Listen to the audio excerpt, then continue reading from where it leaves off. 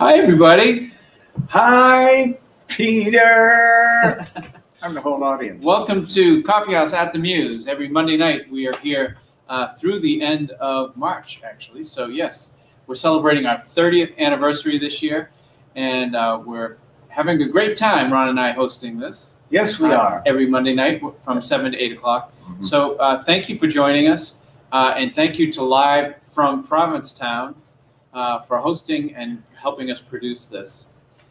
We have three performers tonight, as we always do. Tonight, Catie Flynn will be first, and then we have a storyteller, William Mullin. Yep. And then Dave Dersham, wonderful songwriter, will be on just after that. And in case you're wondering, that would be incorrect. He is Peter Donnelly. I can't call him. Yes, I'm sorry. I'm Peter Donnelly, and this is Ron Robbins. I am. And we've been hosting this coffee house for 30 years. Crazy, right? Yeah. All right, and this is a fundraiser for Provincetown Theater and WOMR, the local radio station.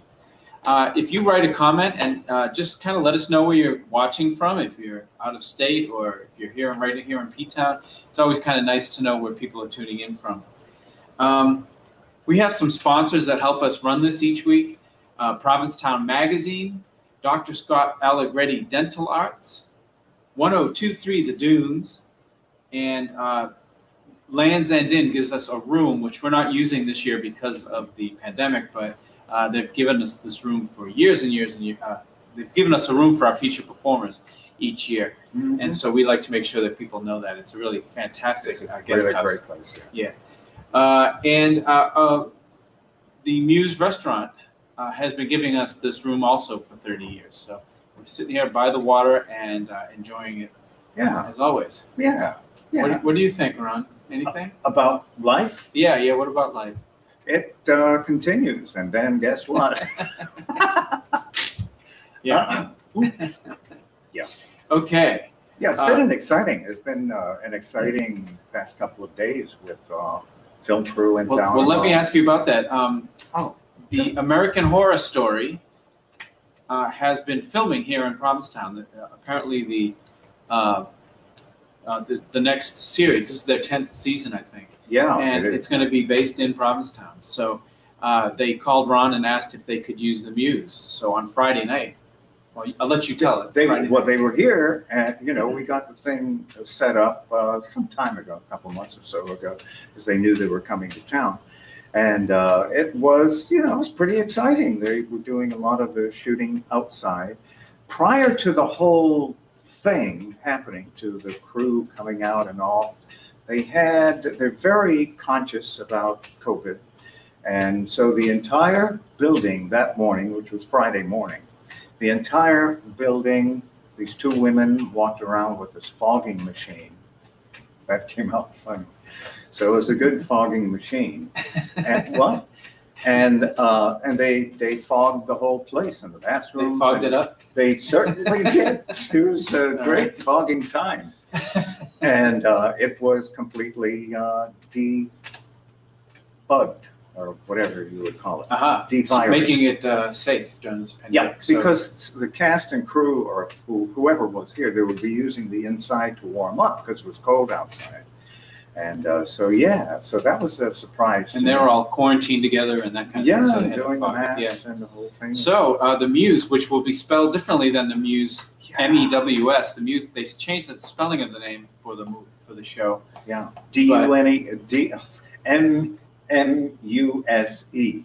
Yes, different kind of Mews. Yeah. And so, so when you're watching this next season, I don't know when it comes out, but I don't know either. Watch for the Mews, of course. Yeah. The episode is called Pilgrim. Pilgrim. Yeah. And I hear that's maybe a working title. Oh yeah. Why not? What do we know? I'm digressing. It happens once in a while. I saw that face. So toward the end of the night, I was waiting and wondering, when my close-up. I mean, come on. So it was the end of the night. So I said, when is my close-up? Mr. DeMille. And I said, no, Ron, you probably misheard us. We were saying it was time for you to close up. So I guess they didn't get my close up. I see. Yeah. This is what you get. It's Coffeehouse. Yeah, I'm sorry. Amateur comedy. Oh my God. Amateur music on my part. I'll be singing a song a little bit later.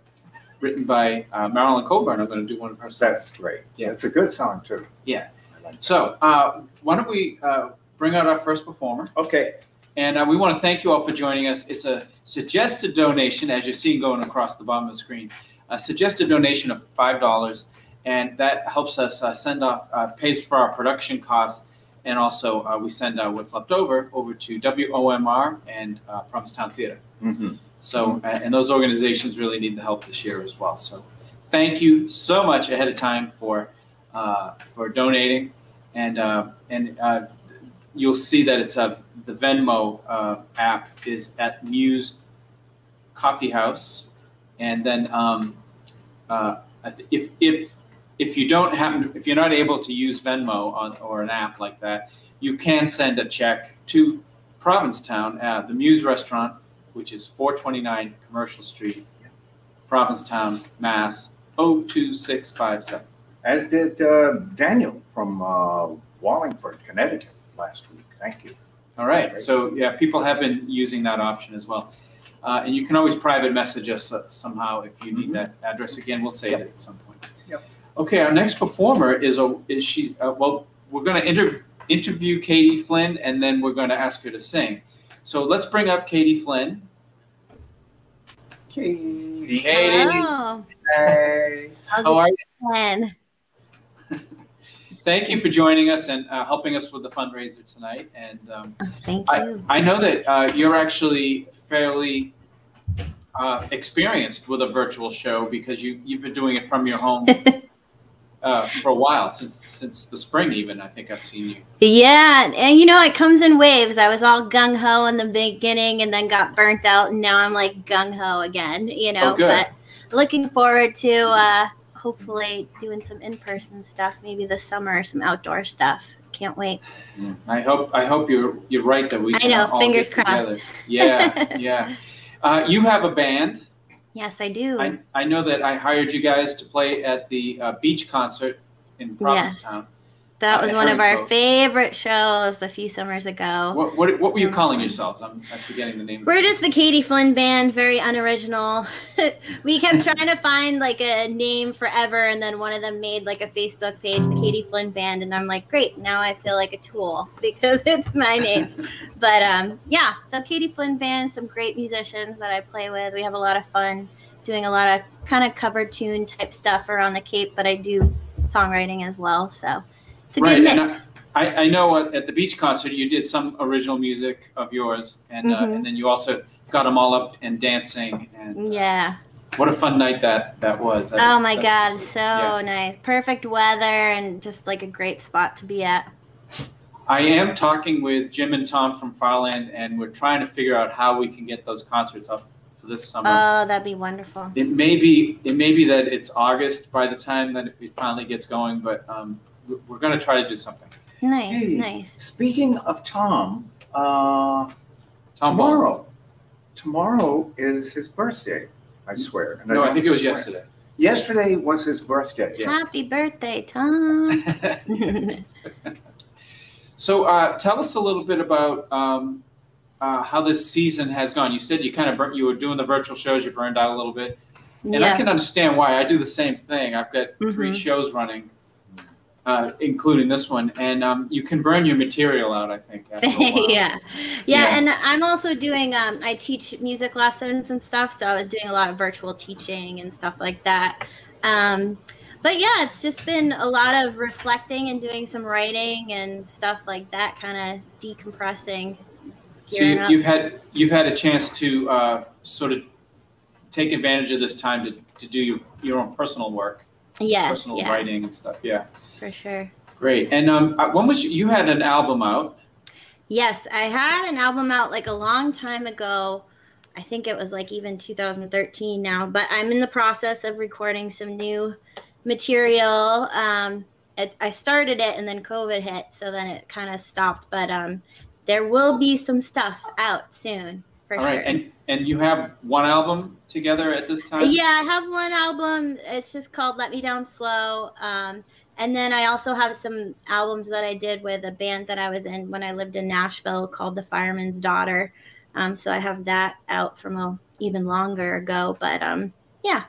Great. And I see that CatieFlynn.com is going across the bottom of the screen. Yes. So people can check out your music and your schedule if by chance you do start playing out pretty soon. Yeah. We're all fingers crossed, of course, hoping exactly that we're going to get a chance. Where do you live on the Cape? I live in Charwich. I live on like the Chatham-Harwich line. I had never heard that one before. before. Chatham, people get like nervous, like, oh, I can't go into Chatham. I'm like, I'm right on the Harwich line. I'm right by like the corner store in Chatham. So, but I grew up. I'm from Harwich originally, born and raised. I see. Yeah. All right. Well, do you have anything for Catie? We can ask her to. No, you mean like a like a request or something? Free bird. Yeah. Oh, there's one in every crowd. Yes. Right. Very good. What are we hearing in the background? You know what? My dog has a rubber chicken in her mouth right now. She's adding some percussion. So hold on. Let me try to just grab that from her because she tends to get. I guess she's so far away. She tends to get louder as I play, just to play along. But okay, well at least we'll know what it is. Yeah. I was thinking it was a bird. You had a bird in the house. And sure enough, you do. Kind of, you know. Well, listen. Why don't you do one song for us, and then we'll have you back after that song just to ask you about your next song. What's the name of this one? This one, the title kind of changes. Sometimes it's Fooling Anyone, and sometimes it's I'm Fine. But it's kind of about how whenever anybody asks us how we're doing, we're always like, yeah, I'm fine. So. All right. Well, it must be a fairly new song if it's the title is still changing. Yeah. Okay. Hey, everybody, please take a listen. This is Catie Flynn.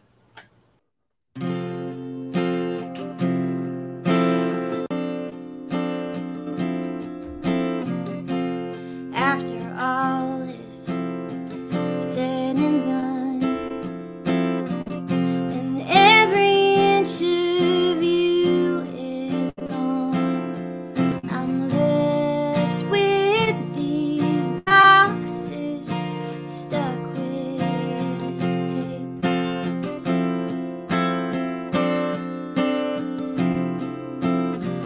No more tears, no more counting the years on down.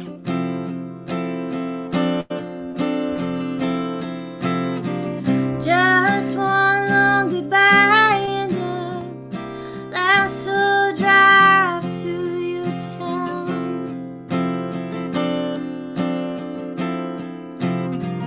You say you're fine just to pass me by. How are you really? 'Cause I say I'm fine just to pass you by. I ain't fooling anyone. I ain't fooling anyone at all. At all.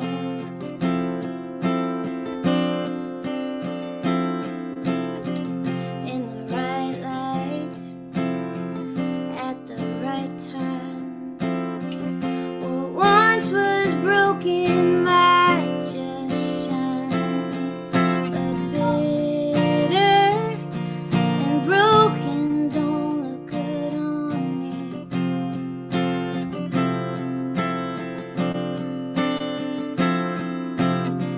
No more tears, no more counting the years on down.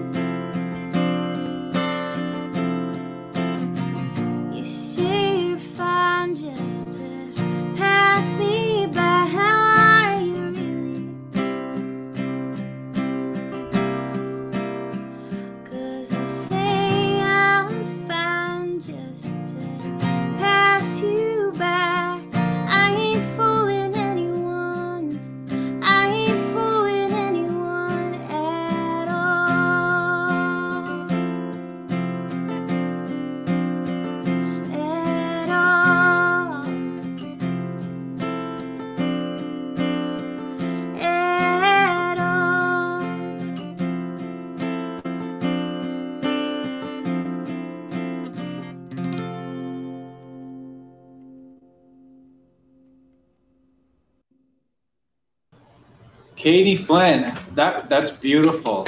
Yes. Only a few chicken squeaks. Yeah. And that's a beautiful song. And I Ain't Fooling Anyone at All sounds like a nice title. Thank you. Yeah. I was like, I'm fine fooling anyone, but yeah, I think I'm going to go with that one. It seems to roll off the tongue a little bit better. Sure. Yeah. So we've got a lot of folks that have been commenting. And so Pete Colburn's saying, lovely voice, loves the rubber chicken. And we just saw Steve Meyerson's comment. And Cinda is clapping. And very nice, Katie. Oh, thank you, everybody. Nice. So hi, Michelle. It's really great to have all these folks tuning in. I know. Thank you for tuning in. And happy 30th anniversary. Thank you. Yes. We're actually quite excited about it. It's we started in the old building, the old Mews. Mm-hmm. I don't know what that's called now. What is that? Oh, that's the Harbor Lounge. Harbor Lounge. Harbor Lounge. Yeah, if you're familiar with Provincetown. Hey, PJ. Oh, hi, Pam. And Pam is a first-time Coffeehouse attendee. No, welcome. Yeah, and Julie and Kate. Oh, hi, one of my students. Oh, really? Oh, Juliet. Yeah. I Great. loved it. She says, yeah. And Katie does have a beautiful voice. And there's Kim Moberg. We had Kim on, several weeks ago. Kate Wallace-Rogers has also read for us over this virtual. Yeah. Yeah. So great. So so nice. So what is your second song title? It's gonna be Break My Own Heart. Great. So you had a title for this one. Yeah, I was like gonna do a game time decision. I'm like, should I play Wolf? Should I play Break My Own Heart? And that just made me decide. All right. I think I find it really interesting that titles are hard to come up with often. Oh yeah. Sometimes they just sort of make themselves known, but yeah, and usually I never do or never think about it until like my bandmates are just like, "What song is it?" And I'm like, "That one," So yeah, something I need to get better at. A lot of times it ends up being the first line of the song or something from the chorus. Yeah, you'd think. Oh, also, happy International Women's Day to all the women. Yes, absolutely. Online. Yes, I'm glad you mentioned that. Yes. Mm-hmm. All right. Well, we want to thank you for joining us, and hope you can hang out and yes, for sure. hear what we have coming up here in just a little bit. So this is Catie Flynn, and you can go to catieflynn.com. Yes. Did I read that right? Yes. You did. catieflynn.com, and let's hear your next song. Thank you. Okay. Thanks a lot. Thank you for having me. Tonight. Yeah. All right.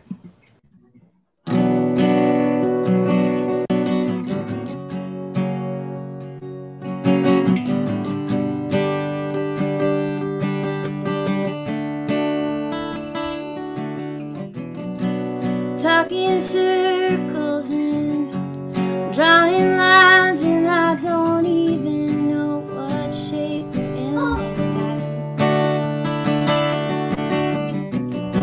I bite my tongue and you are biting your time.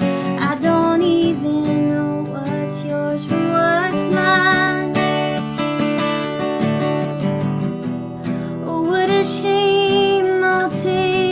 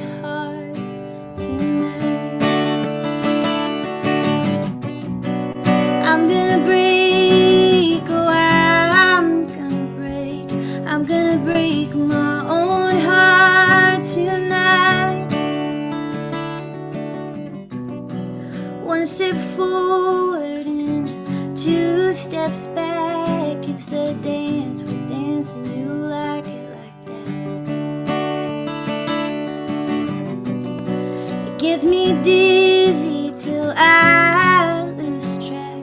You convince me to like where we're at.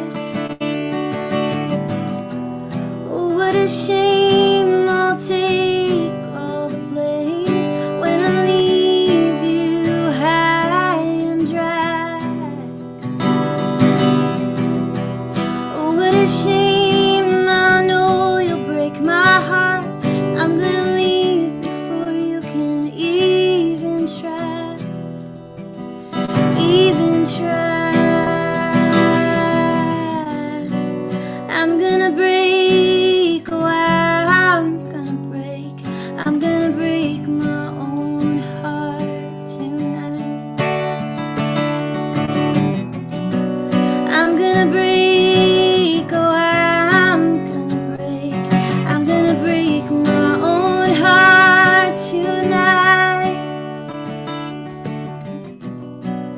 I'm gonna break, oh, I'm gonna break my own heart tonight.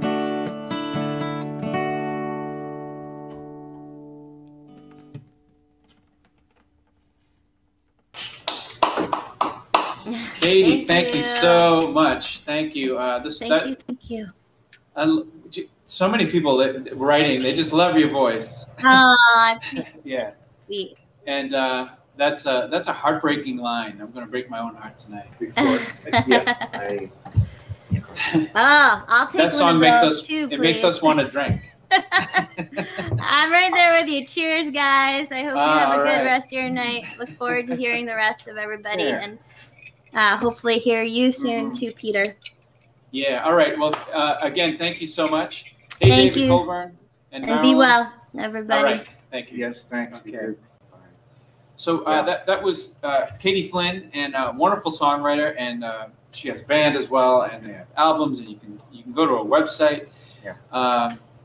If you're just joining us, this is Coffeehouse at the Mews, and hey Harry and Riva, thanks for your comment there. And what was I just talking about? In case you just joined us. If you're just joining us, that's why I'm here. This is Coffeehouse at the Mews, and it's a $5 suggested donation, and if you can send it to Venmo, Mews Coffeehouse on Venmo, or you can send it to 429 Commercial Street in Provincetown at the Mews Restaurant, and we're happy to just take it that way, take it any old way. So Chris Doucette Comedy. Ron Venmo asked the last 4 digits. Oh, I think the last 4 digits, I believe you can scroll past that and it'll let you know that you can ignore that. 4 digits of your phone number or something. Okay. I don't know. And people take a rum and coke. All right. Well, we have some, what is this, a nice Zinfandel? This is a Merlot. A Merlot. Tonight it's Merlot time. Cheers. All right. All right. We're going to break our glasses. Right? I know. All right. Well, we have a lot of fun at Coffeehouse, so every once in a while, a little beverage is nice. Good stuff. The Mews is actually known for having vodka. Yeah. Yeah. How many vodkas you have now? Do you know? Well, yeah, we kind of scaling back a little bit, but we are just over 300 different vodkas. And it just started out as a fluke, and we just kept adding and adding. Yes, you can find any kind of vodka in the world here, practically. Yeah, I'm glad you said practically, because you never know. There's going to be there was something that someone gave me, and it was something that was the equivalent of vodka. It came from China, and it was vile. It was so strong. We even put it on the menu. It says, comes from China. It will take the paint off your car. And Ron knows his vodkas, so if he says it's a tough vodka. Yeah. And Pingle, the bartender and manager, her job is more like a vodka librarian. She has to know where in the building this is located because there's just so many. And she knows. She knows where everything is. Okay, so we are going to bring up our next performer. It's our storytelling moment.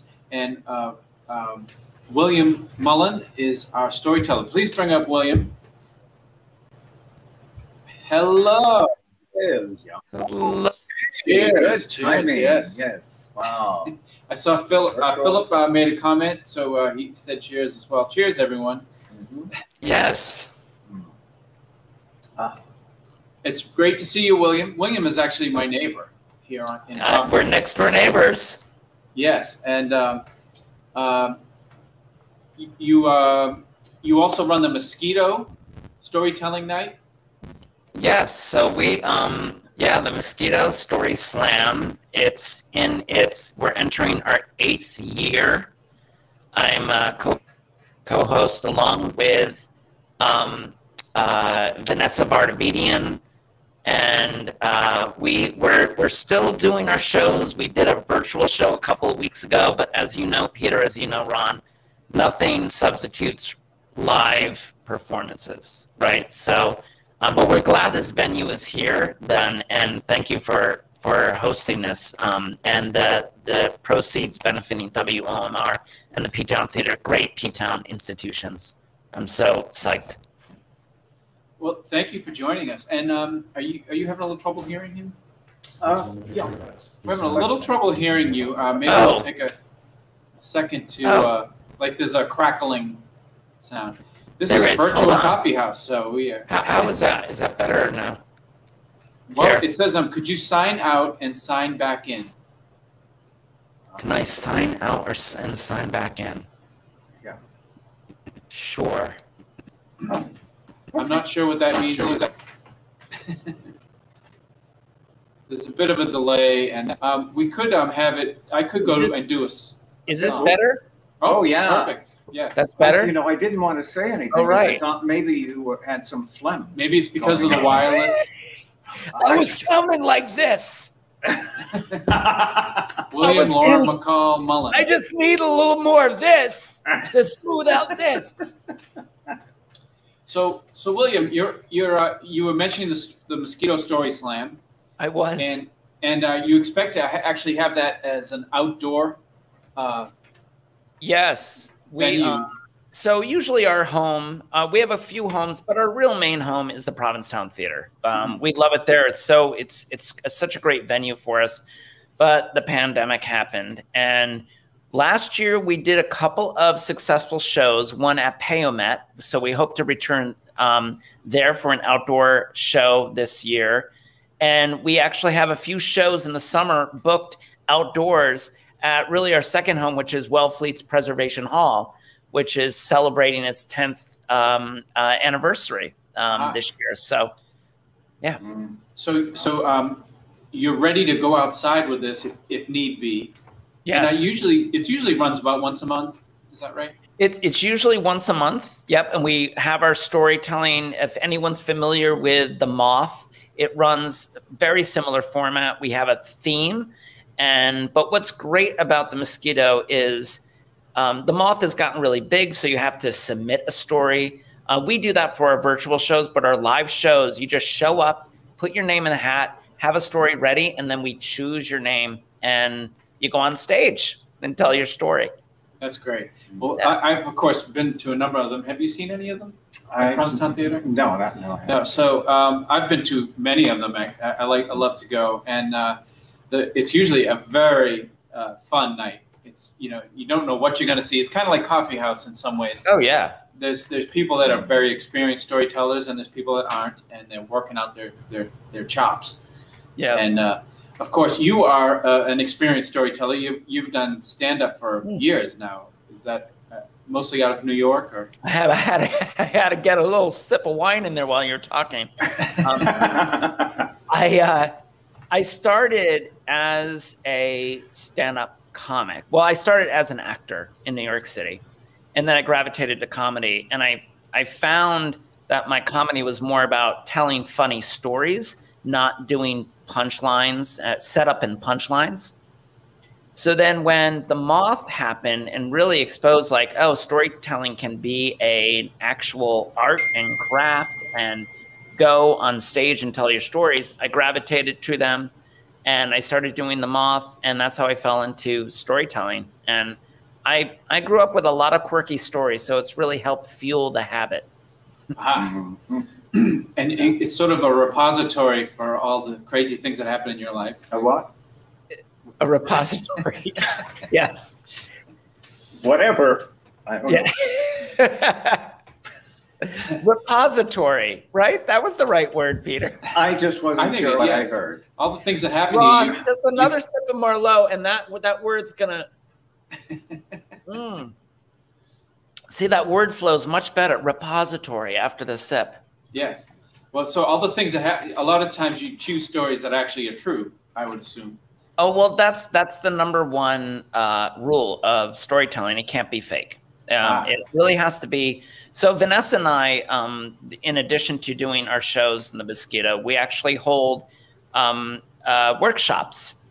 So we do storytelling workshops for people who'd like to do storytelling and weave it into not just performances on the stage, But sometimes we get corporate leaders who have a really difficult presentation. And so we kind of spice it up. And so by weaving a story in there, you know, it could really help them sell whatever they're trying to present to their colleagues. But it has to be true. That's the number one rule. That's what we start out because it has to be about yourself. Oh.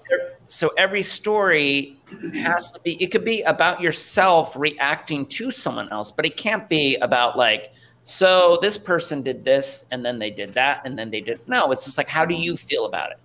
That's what people want to hear, right? And I always hear, I do listen to the Moth Radio Hour on the local Cape station, NPR station, and they say these are true stories as understood by the storyteller. Yes. So it's a perspective, and there can be embellishment, of course. You know. There can, and unfortunately, my stories don't have many embellishments. They really happened. And sometimes people are like, they'll pull me after the show and they'll go, "That really happened?" I'm like, "Yes, yes." All right. Well, I think some people are really ready for your story. Harry Tucker was just mentioning. I mean, we've been talking about it for 10 minutes. All right. So what's the name of this story? Do you have a title? I don't have a title for it. Doesn't necessarily need one. But I think it's kind of fitting. You all are in a restaurant. The Mews is one of my favorite restaurants. Phil and I go there so many times. Our favorite is the shaking beef. We really miss the lobster miso dumplings. I don't know if they'll ever come back, but this all sounds like it goes well with Chinese vodka, I think. Yes. I bet you can pair it and just have a Pan-Asian night, right? Okay, well, let's hear your story. Yep, great. All right.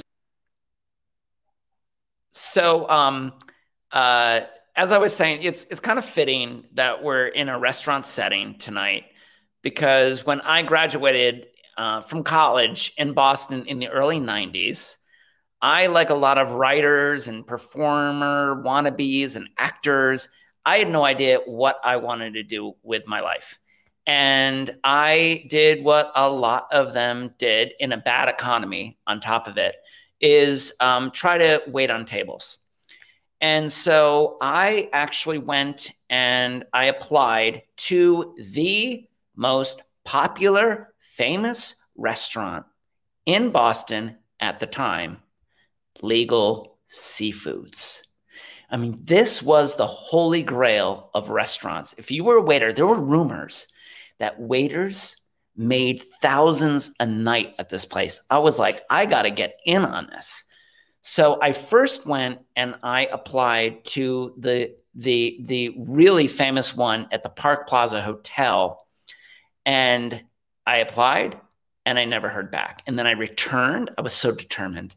And I applied and they rejected me because I didn't have enough wine knowledge. Well, if they talked to me today, they would know better. I have to take a sip. I lifted my glass. So then I really wanted to get into Legal Seafoods. So I went to another one. I went to the one in Kendall Square in Cambridge and I applied and the timing was perfect. They needed someone and they hired me.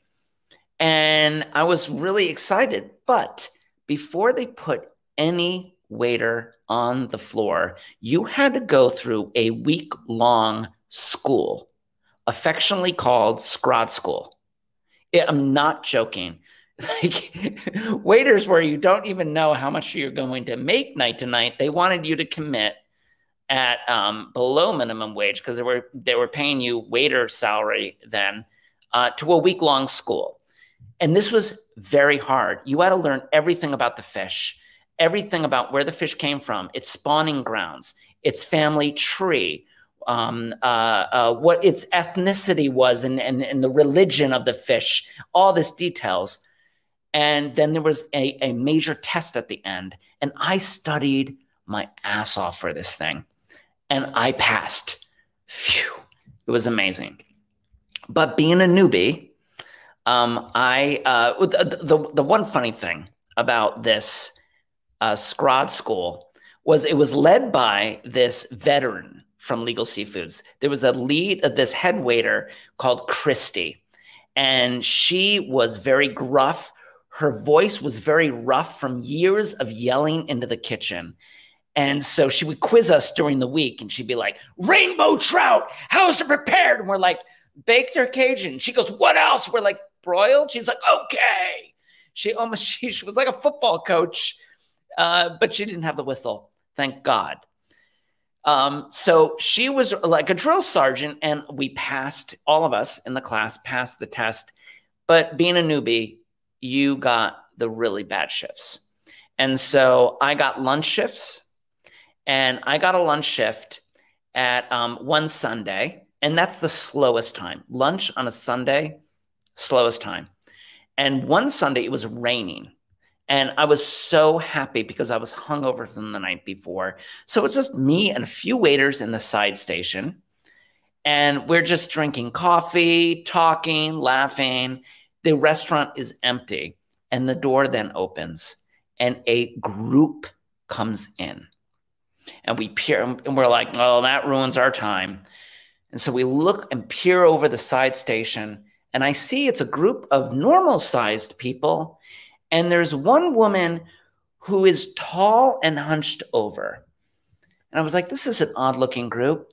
And then I stared a little closer and a little closer, and a buzz started happening in the restaurant. And when I focused my eyes, I saw it was Julia Child. And the hostess picks up the menus. Now, here's the thing about me in my first few weeks waiting on tables. It was my first time. I wasn't used to it. And I was bad at it. I was really bad. And the worst part about it is the chefs at Legal Seafoods had all these specials every day. And there were like 1 million specials that you had to memorize. They made you memorize them. They did not want people looking at a pad. That was unprofessional. It was like memorizing a Shakespeare sonnet every day. I was stressed out. So usually I would just go to the table. I would remember part of the specials, then midway through, forget about them, and then make up the rest. So I had a reputation among the waitstaff that I would just make up specials. The orders would get crazy. The customer wasn't happy, and I just wasn't a good waiter. So now let's tune back. Julia Child and the hostess are marching toward my section. Every waiter you can hear go, oh, no, no, no, no, no, no, no, no, no, no, no, no, no, not William's section, not William's section. And I was agreeing. I'm like, yeah, not William's section. Don't go to William's section. And boom, too late. Seated right smack in the middle of my section. So all of a sudden, the side station now becomes like the ring from Rocky, and all of them are like massaging my soldiers, being like, you can do it, champ. Don't worry. You can get in there and fight. Don't worry. Come on, go out there and show Julia Child how to do this. I was just like, oh my God, I'm going to mess it up. So I take a deep breath, and I walk over to Julia Child's table with stressed out with the specials. Now, miraculously, I remember the specials and I say them correctly. Phew. But they're ready to order. Like, they didn't even want to put a drink in yet. I was like, whoa, okay. And I was like, oh, well, here we go. This is Julia Child. She doesn't just hang out with a bunch of like losers. These are foodie people. But everything was so straightforward. I start around the table. Bluefish, Arctic char, haddock, shrimp. And then there's a pause at Julia. And she looks up and she says, how fresh are your Jonah crab claws? And I was like, fresh? I don't know how fresh. I mean, this wasn't in the course. So I just gave her a stock answer. They're super fresh. She wasn't happy with that answer. She looked down. She said, do you have bay scallops? And I was like, oh, I don't know. The bay scallop, oh God, what are the different, like I froze up. What are the differences? I just know we have scallops. We have scallops, bay scallops. I don't know, but I'm sure we can chop them up like to make them look like bay scallops. So I wasn't about to tell Julia Child no on anything. So I was like, yes, certainly. Certainly we have bay scallops. She goes, oh, wonderful. I'll have them lightly sauteed in butter and Spanish paprika.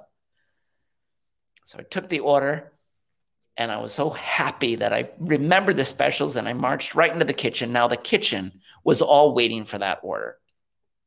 And Christy was there. She rips the order out of my hand, hands it to the chef. The chef then takes it and starts barking at his line cooks, like bluefish, arctic char, haddock, shrimp. And then he pauses. Bay scallops?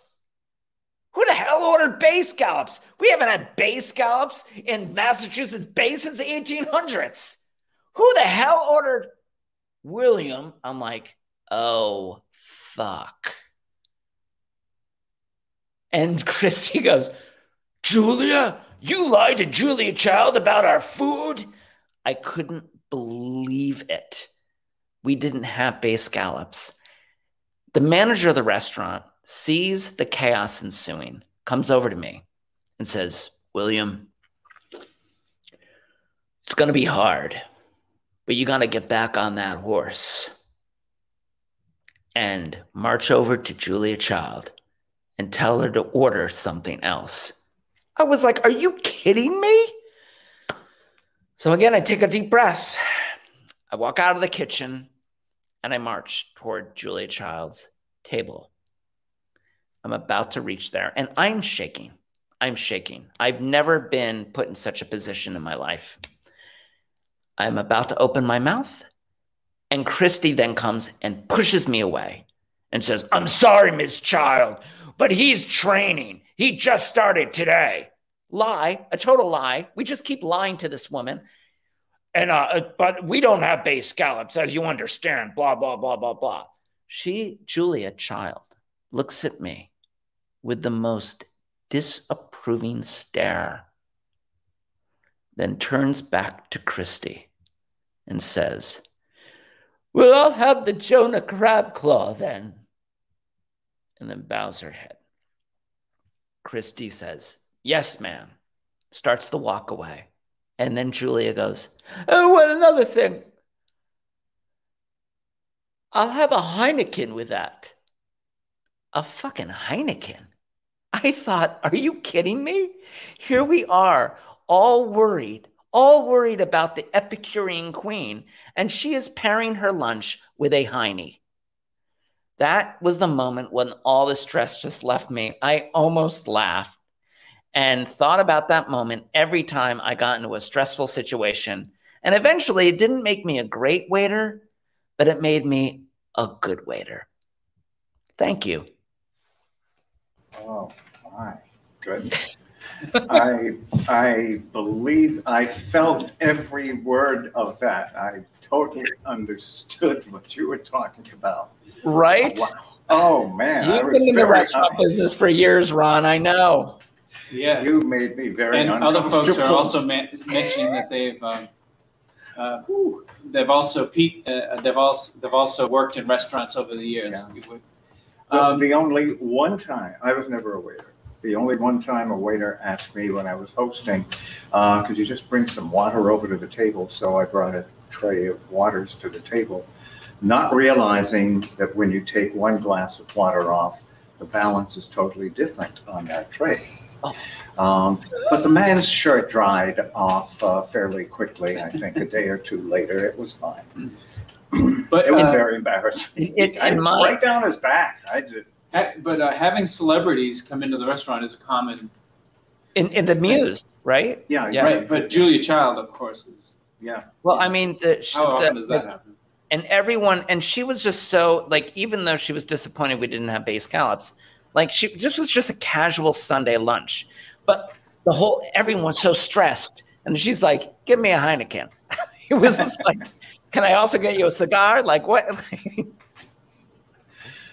The only other time I waited on a celebrity was at another restaurant, and it's when Brad Pitt came in and sat in just a two-top with it was a young woman, I think maybe a friend or something. It wasn't Angela Jolie, and I didn't even say her name correctly the second time. Angelina Jolie, right?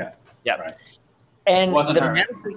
the manager told us, whoever waits on Brad Pitt over there cannot mention, like, they cannot say that. Like, just be professional. And of course, they gave me the table. And I come over there, and I was just like this. Hi, would you like to hear our drinks? Brad Pitt's like, who is this freak? Wow. Well, thank you so much for helping us with this fundraiser and our virtual coffee house this year. We're celebrating our 30th anniversary.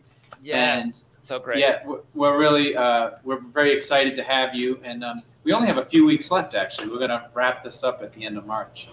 Yeah. So no, it's thank you for what you all do, raising funds for WOMR and Provincetown Theater. Love both of them, and really looking forward to when, after the pandemic, we can get together for some live entertainment. That'll be great.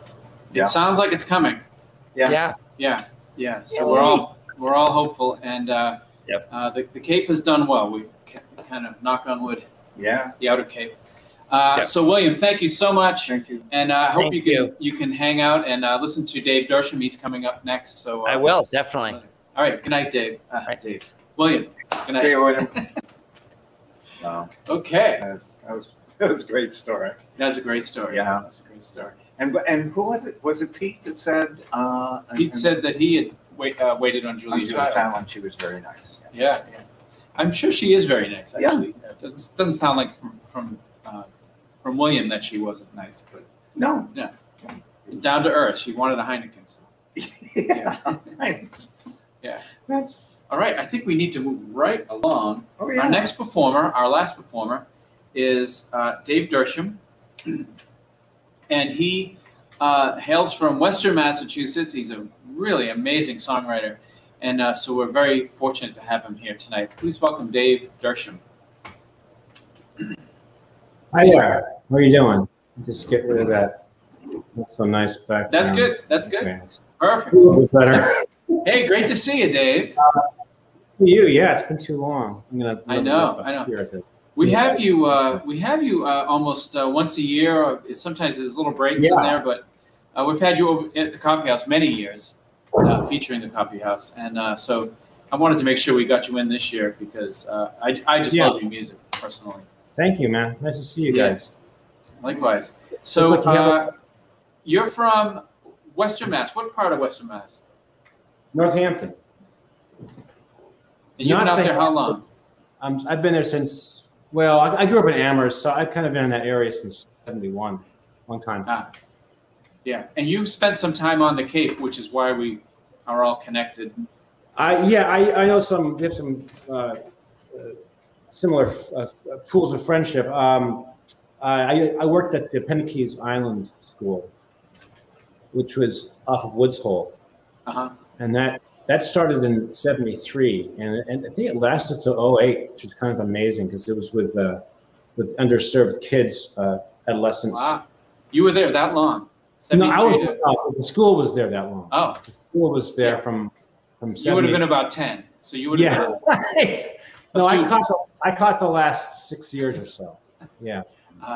Yes. Yeah, but that's how I became more familiar with the Cape. Oh, great. Let's just, we miss everybody not being able to see people live. And, we get to see everybody every week. Everybody gathers together and listens to music. And folks like you come in from out of town. What could you catch us up? Like, how was this year for you musically? Like, were you able to capitalize on anything? Or have you done virtual shows? Or I've done a few. I did a Passim show. We do this annual show just after Thanksgiving. I did that show, late November. I did a show at home, but not a lot. Not a lot. So and Passim was a virtual show? Yeah, I mean, I think Passim occasionally would do a show in which the performers would be on stage, but there'd be no one in the audience. But usually they would. Hi, Kim. That was a show I was going to do with Kim at the in Wellfleet. what's that big stage in Wellfleet? Prize Hall? Yeah. Preservation Hall? Yeah. Yeah, Preservation Hall. We're going to do that in April, I think, of last year, but of course it got shut down. So, just one of the many casualties.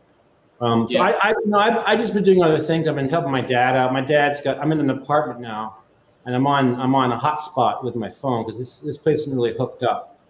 It's pretty barren right here. You can't really see it, but I'm just helping him out with rentals because this place was pretty demolished about 3 weeks ago. We've brought it back to life, but that's kind of what I've been doing lately. I mean, I am doing some writing. I did write a song I'm about to play that was part of the passing fundraiser. It was a fundraiser for musicians, and we were given a grant. There was a very generous grant given by, I think it was somebody anonymous. I don't even know who it was, say the truth. And I was one of the recipients, and they just wanted us to help spread the word about this grant that was pumped out in, I think, would be late March. And so that's kind of the height of the COVID. And so I wrote a song kind of inspired by that time capsule. Oh, great. And that's going to be the first song you do? Yeah. I mean, when we're still kind of in the space, so the same space. So it still seemed relevant. Well, great. Why don't we have you play that song while we're talking about it, and we'll have you back right after it before you do your second song. Okay, I'm going to play this song. It's called Periwinkle Mask. All right, this is Dave Dersham.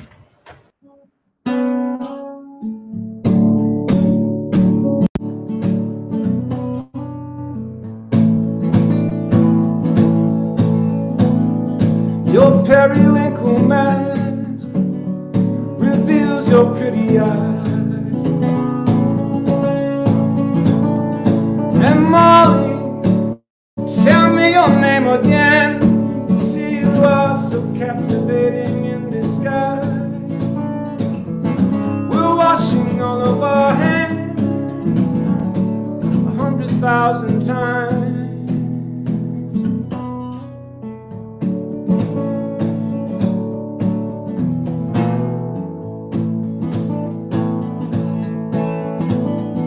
The epidemics say we must play the hammer and the dance, subdue the curve, negotiate our chance. We finally found that old LP submitted to its trance.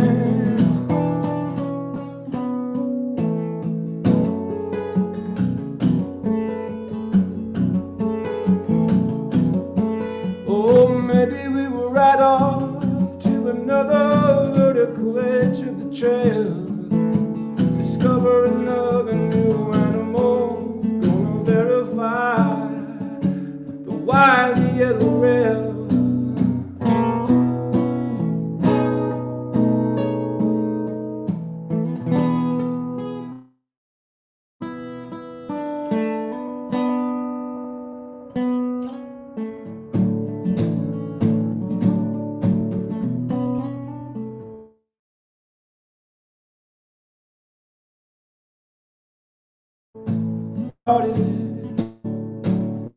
We talk with everyone, attended all the college games. We had a wayward son, the celebrated coach wrote the homage. He said for him the virus had now begun.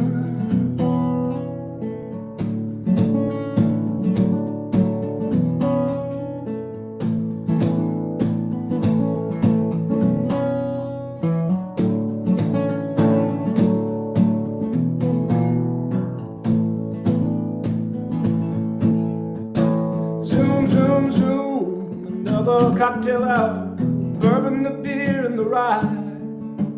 Mama wants a ginger spritzer, nothing but a splash of ordinary wine.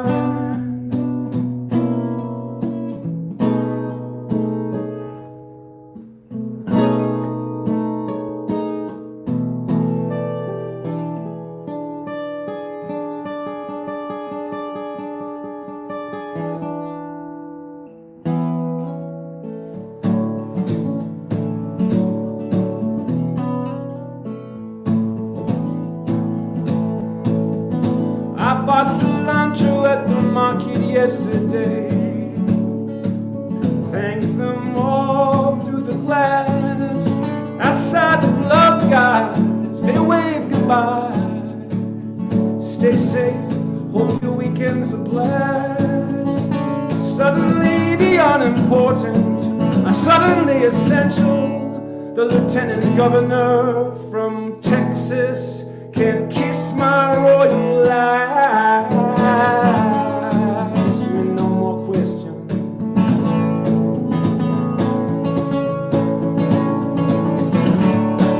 Tell me no more lies.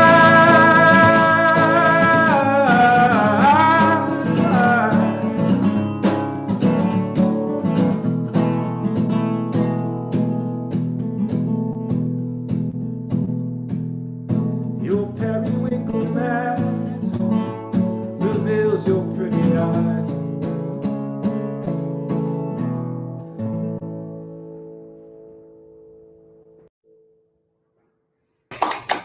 All right, all right. Whoa, All right, Dave. that is Nice. that is a Dave Dersham original, a recent original, I guess. Fairly recent. Yeah, yeah. We're coming through all right, or is it? I'm on a hot spot, so I don't know. You're breaking up a little bit. It broke up at one point, but you came right Yeah. back. So Okay, I yeah. saw that. Noticed that. um, right.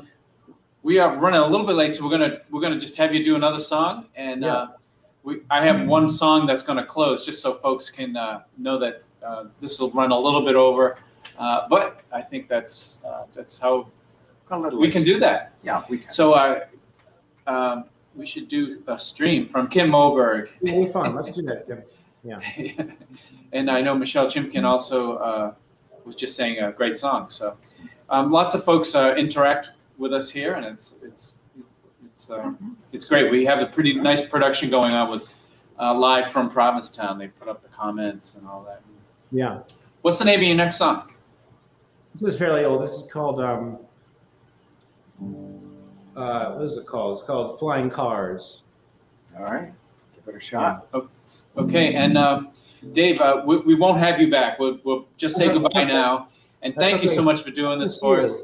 Yeah, it's so great to see you. Both of you. It's great to see you guys still doing it, and the bar looks as beautiful as ever. It really does. It's quite enticing. Thank you. Thank you. All right, Yeah. and You guys have vodka? I'm just kidding. But thank you for helping us with the fundraiser, and Oh yeah, for for sure. all you're doing out there, and good luck getting back to hitting some live music soon. I hope.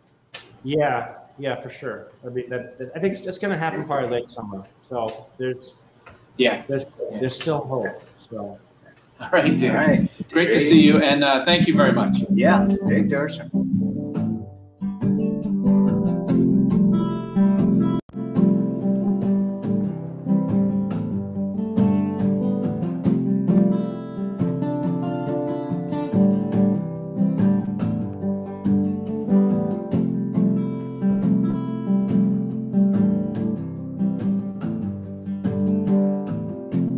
In the last millennium, I found a flying car, but she ran on raw selenium. We all drained the earth of tar. Well, she could take you anywhere. Take you to the Istanbul Bazaar. Lemons, almonds, leaves of the grape, cedar smoke and fire.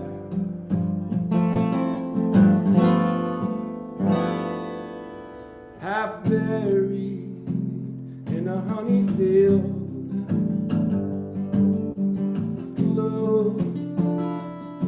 metal bones. Her wings were worn, but she still had steel, reminding me of parts of Rome.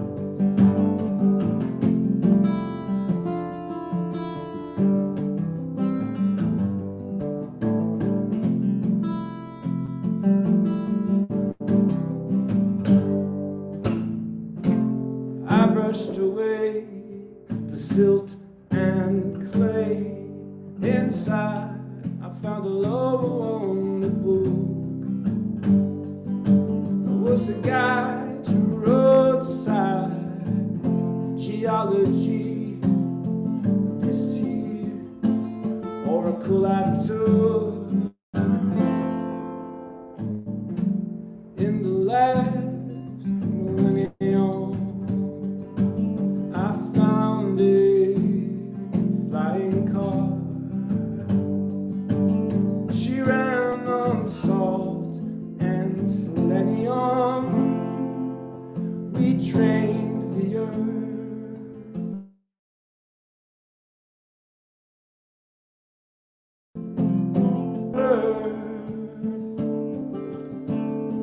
Yeah, we drained the earth.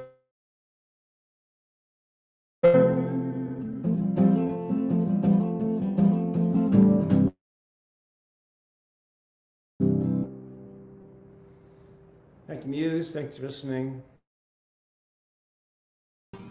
All right. All right. Well, sorry about that, Dave. But anyway, we're glad that you joined us. That's cool. Yeah, it's great to see Dave. Yeah, Yeah. and hear your song.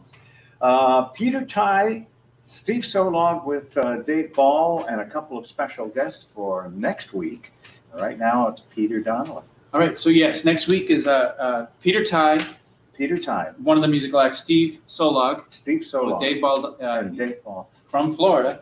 And then we have a couple of videos that we're going to play of folks. I'm going to close up with a song. We have to kind of close quickly. I'm going to close with a song written by Marilyn Colburn, a songwriter who has, she's a great songwriter.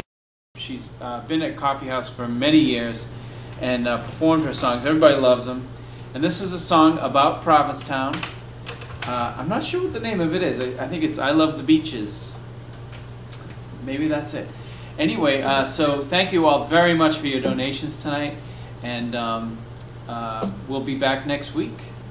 Yeah. From Ron, Robin, and myself. And this goes out to Marilyn Colburn.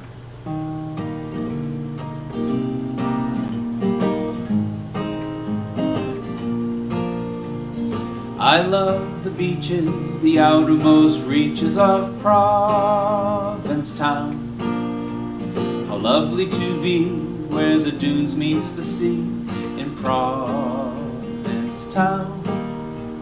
Those magical moments of golden red sunsets and fishing boats headed for the bay. The moon on the harbor, the lights port and starboard at the end of the day. As the evening alights on the warm summer nights, folks gather on commercial streets. Amongst fishermen chatter and musical clatter, old summer friends greet. From gallery treasures to succulent pleasures of seafood and fine wine, a stop at the night spots, the hot shows and bright spots, memories for all time. Turns sharply skimming over waves brightly brimming, say that summer always ends. But for now we'll employ all the sun and the joy and time spent with friends, and those magical moments of golden red sunsets and fishing boats headed for the bay. The moon on the harbor, the lights port and starboard at the end of the day.